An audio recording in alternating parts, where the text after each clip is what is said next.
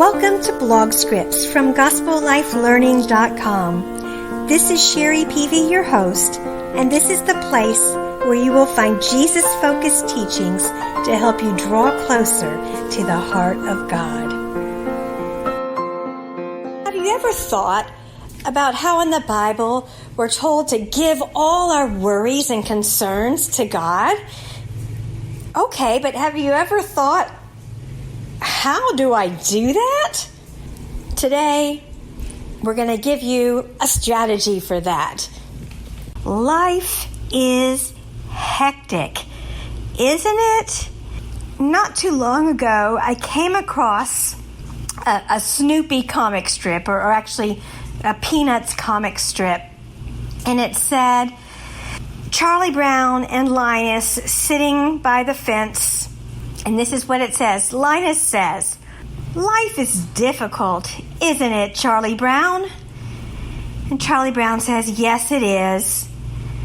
Then Charlie Brown says, "But I've developed a new philosophy." And then he continues. He says, "I only dread one day at a time." This is from Charles Schulz. It was a comic strip of the Charlie Brown. I thought comics were supposed to be funny. It caught my interest, but I realized it struck a chord with me. Charlie Brown did. See, I can remember periods in my life when I would live by this philosophy. I didn't choose to live this way. It just seemed to be my default setting when things got really busy or when things got tough. Thoughts like, if I can only make it to Friday afternoon, the weekend will be better. If I can only finish grad school, I can get out of this boring job and get a really good one. If only I can find a better job or get a transfer to a better school or a better area or closer to home, things will be better. Thoughts like, if only I can survive my child's terrible 2s, their 4s, their 12s, their teens, things will get easier then. If only I can get caught up on these work deadlines, my days will be more relaxed. Or if only I can get past my required daily routine, I'll have time to rest. And I could go on and on. But the point is, I know I was living during those times by just mentally surviving day by day. And my hope was always in some potential future state of better. Just a future better than right now. Now, maybe I am only one of a small percentage of people in the world who ever lives this way, though I suspect I'm not. I suspect there are many who put on a happy face sometimes, but inside they're just getting through day by day. Thoughts going like, if only I made more money. If only I could find the right boyfriend, girlfriend, spouse. If only this bad thing hadn't happened in my past. If only I could make time to go on vacation. If only someone hadn't left me, or if that person hadn't passed away. Stop. Just stop. There's a better way. There's a better daily philosophy, Charlie Brown. And let me tell you, that philosophy is based on this. 1 Peter 5:7.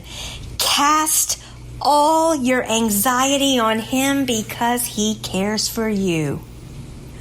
And now, that is exactly what I do. I'm going to tell you what I do when I wake up, and as I'm getting ready for the day, I just cast it over to him. Oftentimes, if it's really just something that's got a hold of me that I can't stop thinking about or ruminating over, I will actually imagine myself, close my eyes and visually imagine that I have like a really large sack with all these things that could potentially be dreadful or anxiety producing or just not fun. You know, it's a big sack, like the laundry, like a big stuffed laundry bag. And I just visualize myself tossing it and Jesus catching it. And I don't even ask for anything specific. I don't ask for a particular outcome. I just literally, in my vision or in my imagination, my visual imagination, I just toss it to him. It says cast. So I cast it, toss it. He asked for our anxieties. You know, it finally dawned on me that if we don't give those anxieties to him after he has asked for them, then we are just taking responsibility for making our own mess in our own heads. Now, the reason I typically don't ask for a particular outcome when I'm praying about these potential problems, which may or may not happen, that are kind of bringing me down, I don't ask for a particular outcome because I can trust that he already knows the best outcome. And if I give it to him with no strings attached and with no demands for a particular outcome, then he will work out what he wants in his way without my interference.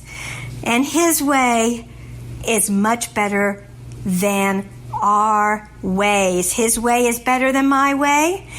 And this strategy develops within me a better attitude. His way helps me to focus on the positive and on the small victories and the pleasant moments within each day. And you know what? By the end of the day, I find, and if you were to try this, I think you would find that my way brings me overwhelm and stress. His way brings me peace and rest. Typically, my prayer will sound something like this. Lord, I wake up. I don't even know what to ask for or what to look for today.